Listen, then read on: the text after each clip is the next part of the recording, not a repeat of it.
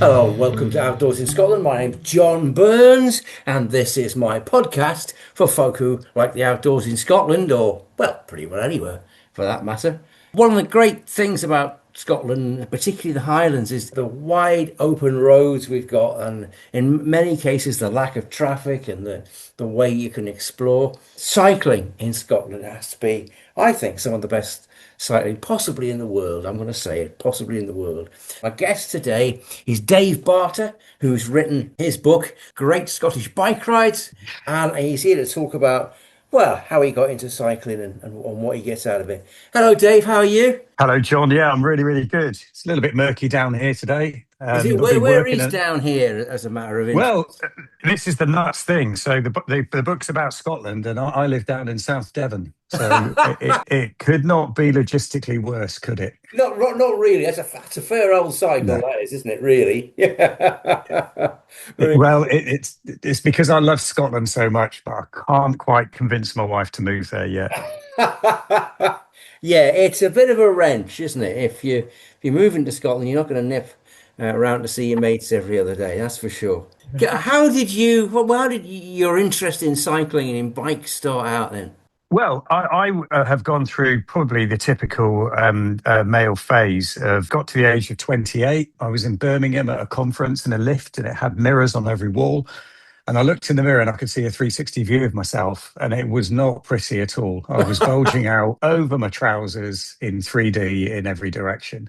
All And I thought right. to myself, "Oh, yeah, I really need to do something about this." I got into running, believe it or not, not Right. cycling initially. I became obsessed with running and went from an unfit smoker to competing at a really decent level for the Royal Mail where I worked at the time. And I loved it. I loved being outdoors, and I loved running on the trails. And then one day playing football, a friend of mine, who's probably not as much a friend anymore, kicked my leg out from underneath me and ripped my cartilage. Oh, wow. Um, Oh, God.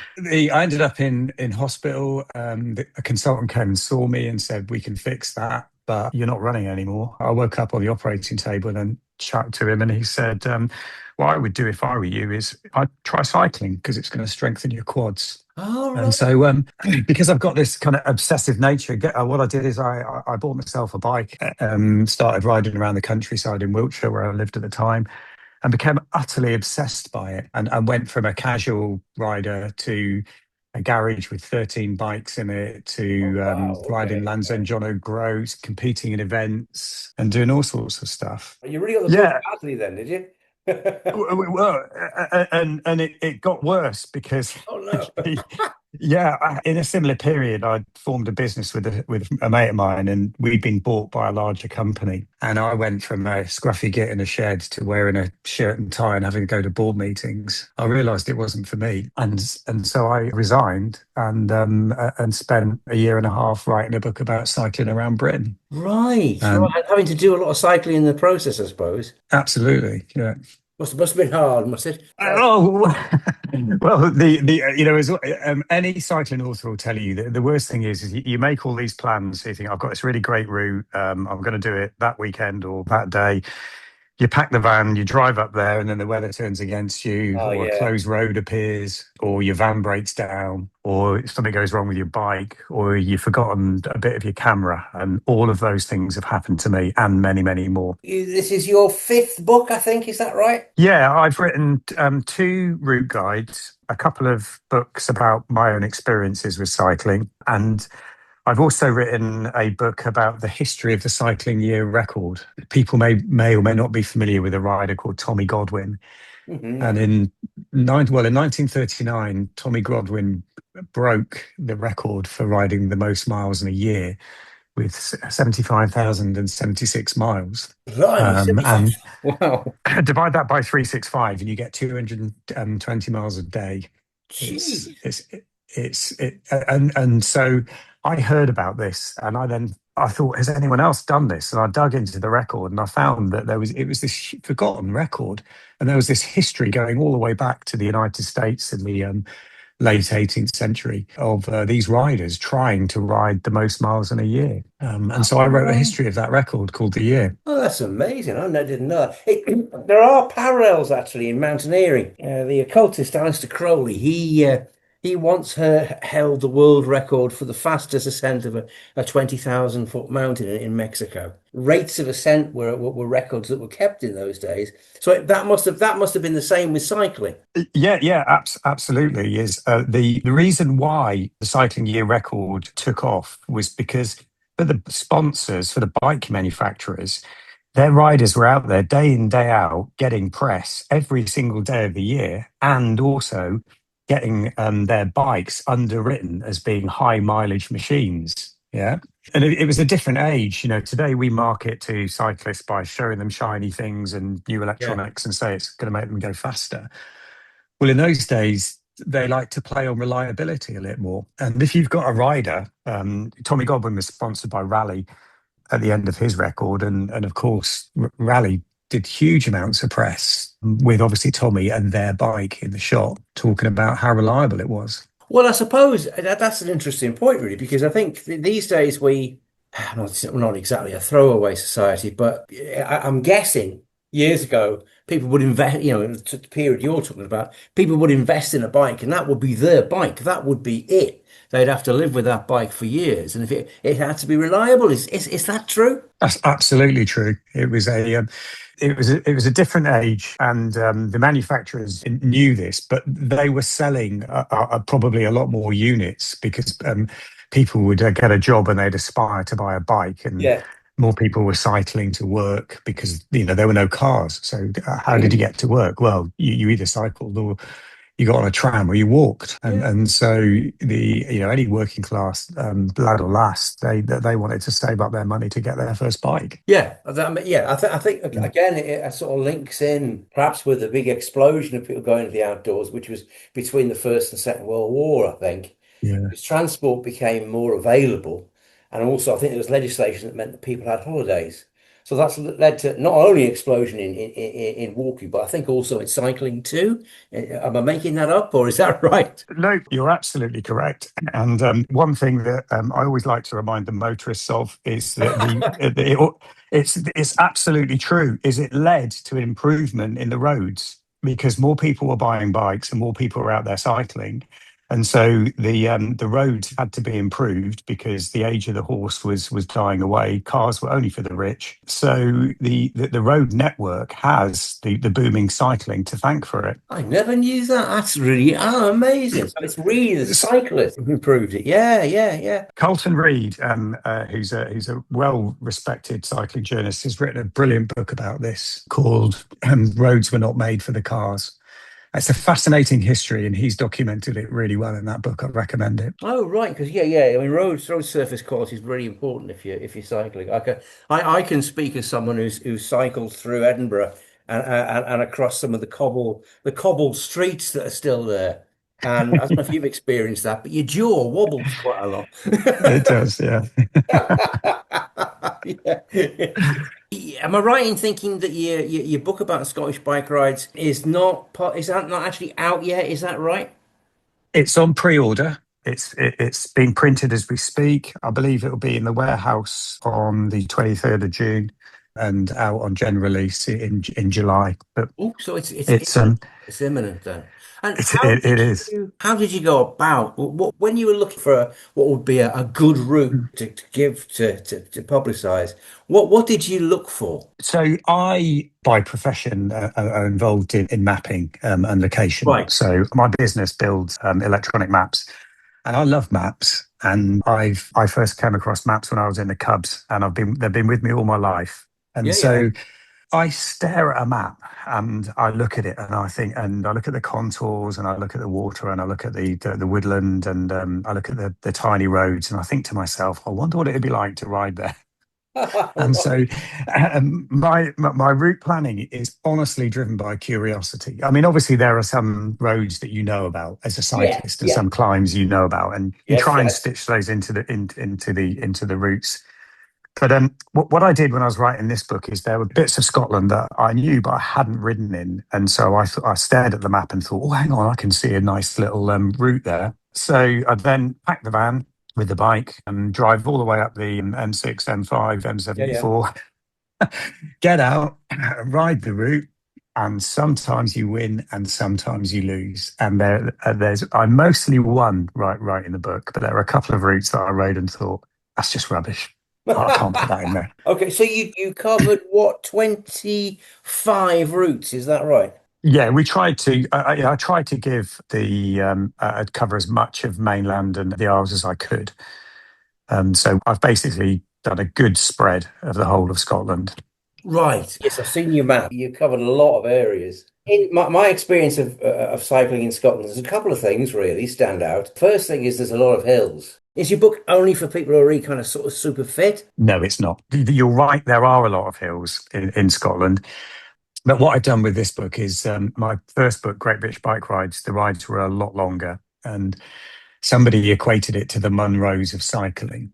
Right. Right. And Okay. I'd say what we've got here is maybe the Corbettes. Yeah, that I've reduced the length of these rides. A couple of them I've actually done with other people, and they've had no problem with it. I'd say there's only one or two where there are some climbs in there that are really nasty. Ilachna Bar, is it? That is in there, and there's a ride from Shield Bridge that has got a stinker of a climb in it. Oh yes, I think I know the one you're talking Yeah, about. yeah, Yeah. Is that it's over got to a st- Glenelg by any it chance? is. Yes, I remember. Yeah, I remember that ride. Yes, there was a lot of gasping and stopping from my point of uh, view. I'm getting old now. Don't forget, I'm nearly 60. So if I can do these rides, then I Yeah. think other people can. And you've always got 2 feet and push and take in the scenery.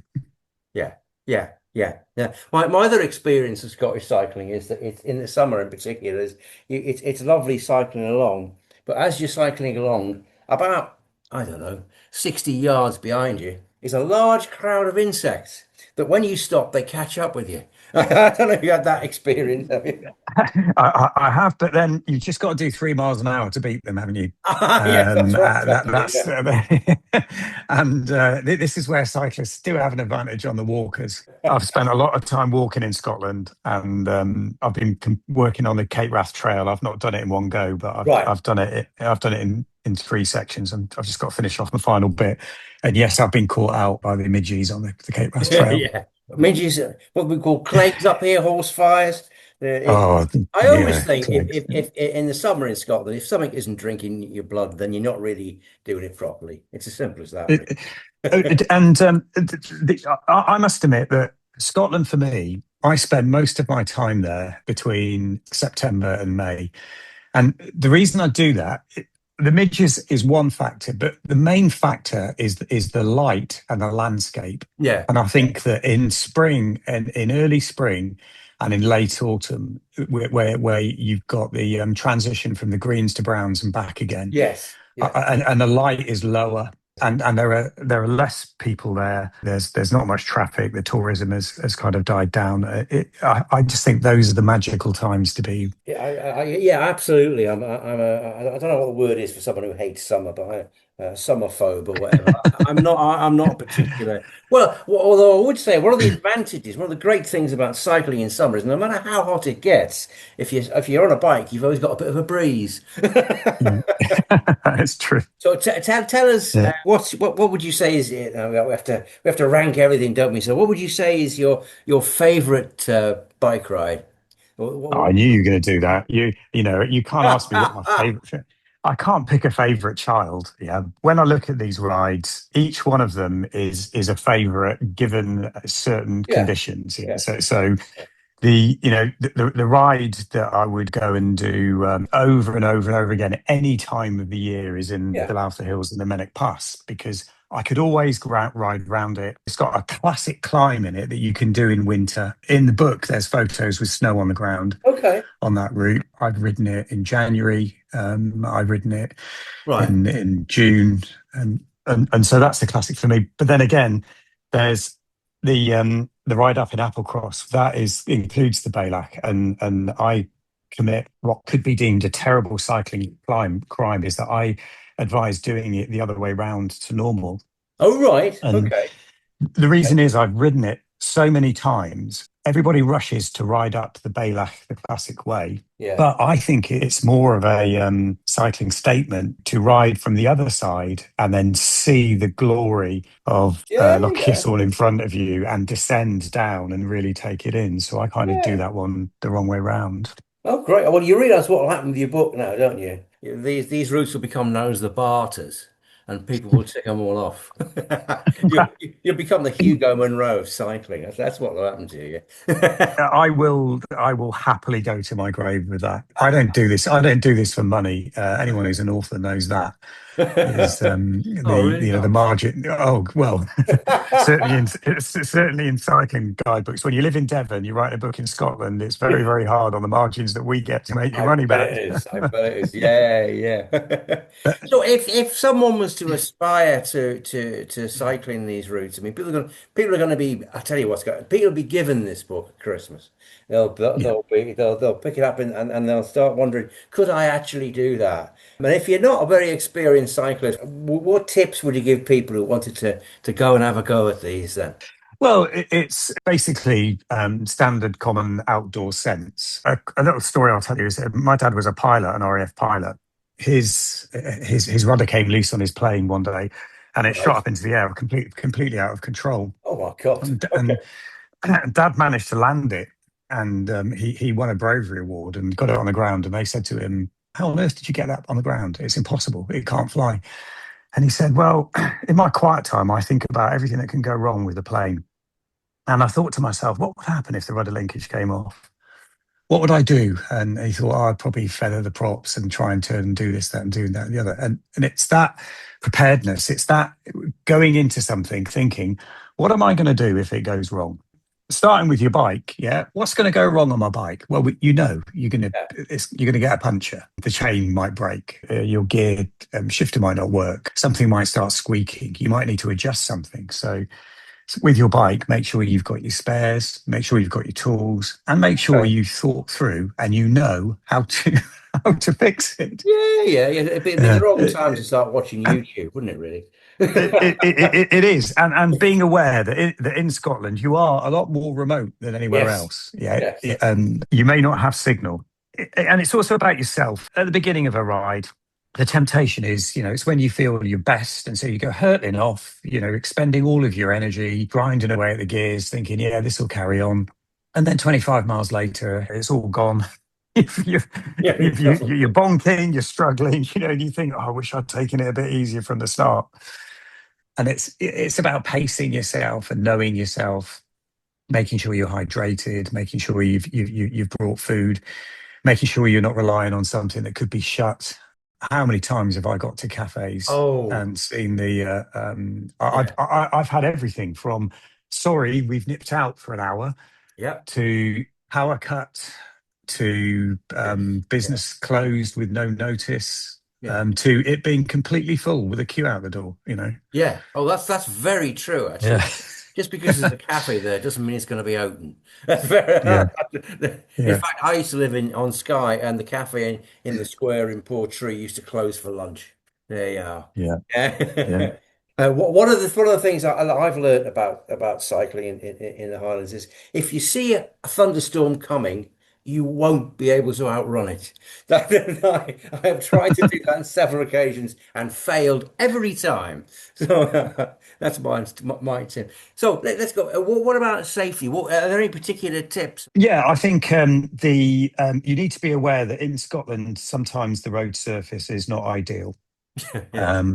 and so you need an eye on the scenery, an eye on the route, and an eye on the road because the road can turn a Yeah. nice ride into a disaster very very quickly if you Yes. ride over a stone or into a pothole or something like that. So you need to be conscious of that. You need to be conscious of other road users and sometimes pick your times. You need to make yourself very visible and you need to anticipate and you also need to not antagonize.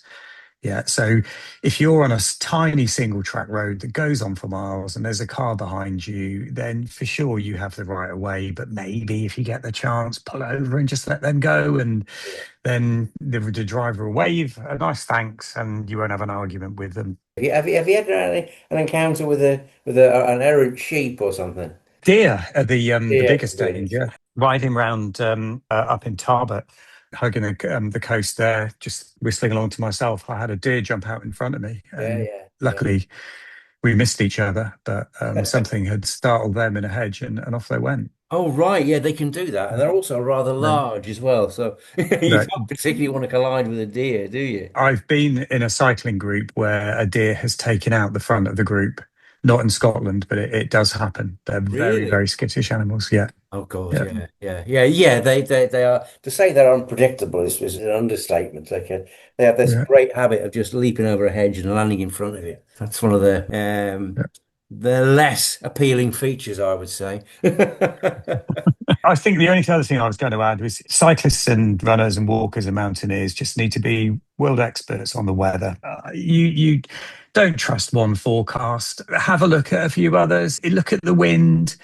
Look at the whether lightning's predicted. Look at precipitation. A prolonged rain shower in the Scottish Highlands can make a day an absolute misery. You can get Yeah, yeah, soaked, yeah, freezing cold, yeah. and then the next thing you know, the wind picks up and you're on the edge of hypothermia. That's something I hadn't really thought about. But yeah, wind, my experience, wind can be an absolute, well, it can stop your wind, can't it? If it's going the wrong way, it can turn what is a reasonable bike ride into something which is almost impossible. Well, don't forget you also create your own wind. So if you get wet and you're cycling downhill for a long time, the air's rushing past you, Yes. and all it's doing is cooling you down, and you're not moving your legs. It's much harder as a cyclist, and I know this from years of experience all over the world, to warm yourself back up if the conditions are wrong and the terrain's wrong. Whereas as a walker, you can jump up and down on the spot a bit or stride a bit, etc., etc. One of the difficulties I've experienced is I live in Inverness and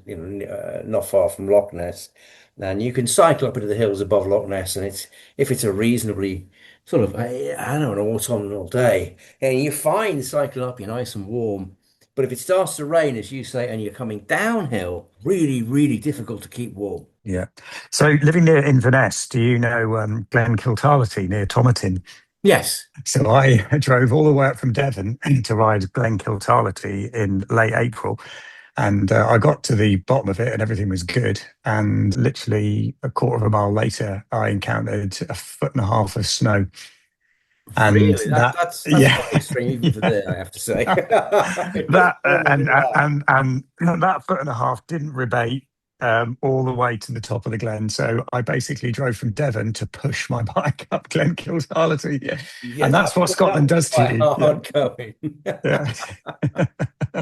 What I like about cycling is you kind of get into a rhythm, and there's that sound of the wheels, just, that rhythmic sound of the wheels. And as you say, you can really see the countryside around you. One of the good things about being on a bike is, of course, you're slightly higher than a motorist. So you're seeing more really. Does that ring a bell with you? Yeah, it's a great analogy, by the way. Yeah, it's probably one of the main reasons that I do it. Is Yeah. I just love being in different places and seeing different things. And sometimes I'll do a ride the other way around because you get two experiences. You get one experience Yeah. one way, Yeah. and then another experience coming round the other way. And I'm also nosy, so I'm looking over every hedge and in every window and you know, Oh and yeah. Well, yeah. if you like wildlife, that's one of the good things about being on a bike is you can see a lot more, and they don't seem to be disturbed by a cyclist in the way that they are. By a motorist. I've been cycling along Highland roads, and I've seen osprey taking fish out of locks and things like that, and an otter. It's spectacular. Yeah, the ride at Ardgour up at Loch Linney, there's a tiny little road that comes along the loch, Oh and yeah. I almost always see sea otters on that ride. Yeah. Yeah. And I ride that section really slowly because of that reason. I'm disappointed if I get to the end of it and haven't seen an otter. Yeah, yeah. There's not many places in Britain you can say that, really, are there? No. Not many. Anyway, it's been great talking to you, Dave. Yeah. It sounds a really interesting book, and I'm sure there's a lot of great, some really nice illustrations in it, and some photos that I hope will inspire people to be as inspired by cycling in Scotland as you clearly are. Uh, so thanks very much for talking to me. I hope you don't get any more punctures. That's great, John. I've really enjoyed it. Okay, thank you. Nice to talk Okay. to you. Cheers.